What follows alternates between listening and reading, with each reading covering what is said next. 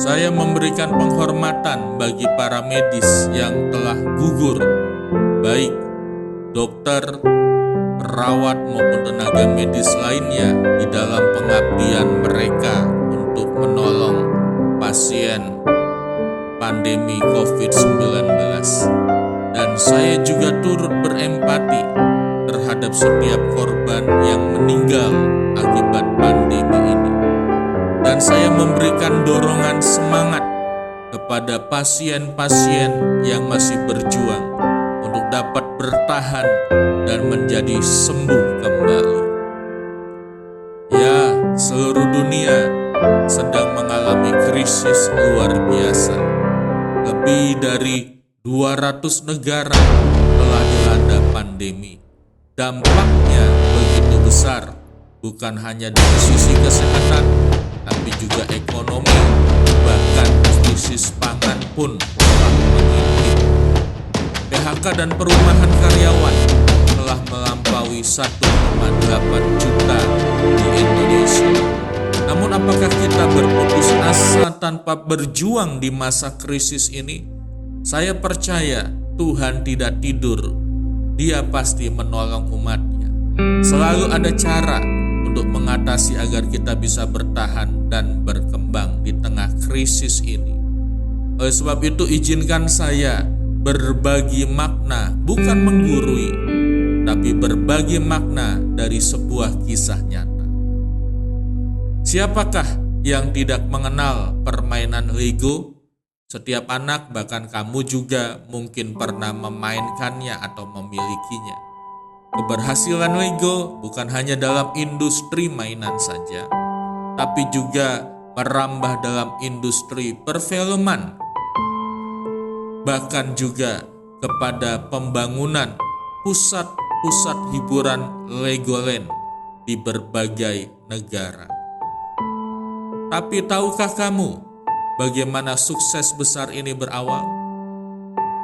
Denmark di tahun 1932, seorang duda bernama Ole Kirk Christensen, seorang pemilik toko kayu yang bangkrut, membuat sebuah mainan dari kayu untuk anaknya Godfrey. Ide kecil itu membuat Ole membuat mainan-mainan dari kayu dan menjualnya. Naas didapat di tengah pengembangan usahanya, bengkelnya terbakar. Godfrey yang telah mendampingi ayahnya dalam merintis usaha tersebut mendampingi ayahnya untuk bangkit kembali. Namun kali ini mereka beralih membuat mainan berbahan plastik dan memberi nama Lego.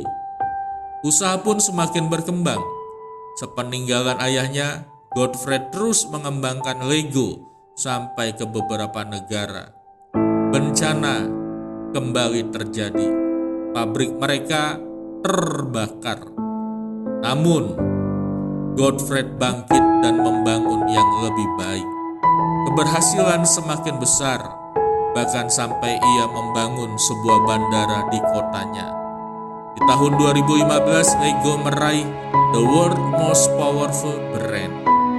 Keberhasilan Lego adalah keberhasilan sebuah keluarga dan kerja keras serta daya tahan luar biasa di masa sulit.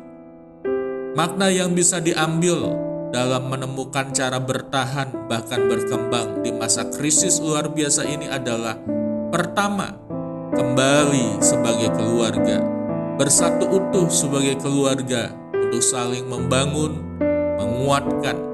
Dalam keluarga ada perlindungan terkuat.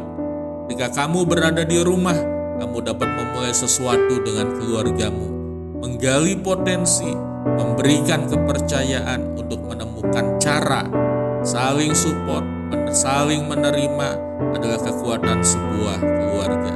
Saya membangun lembaga pendidikan dengan istri. Kami merupakan teamwork yang solid, sehingga di masa krisis ini kami menemukan cara untuk bertahan dan pasti berkembang. Kedua, temukan kekuatanmu, your strength base. Ada yang kuat di bidang-bidang tertentu, ada yang kuat di bidang-bidang yang lain.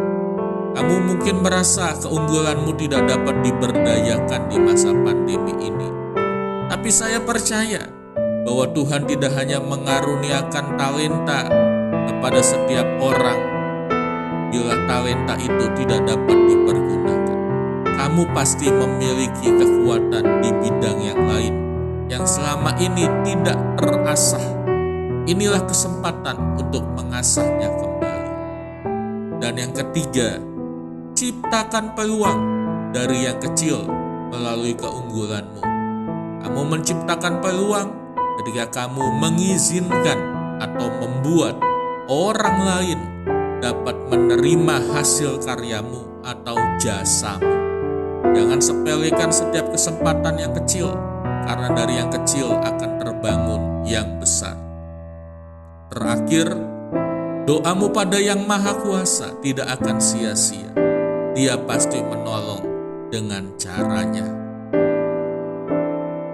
Saya, Agus Vianus.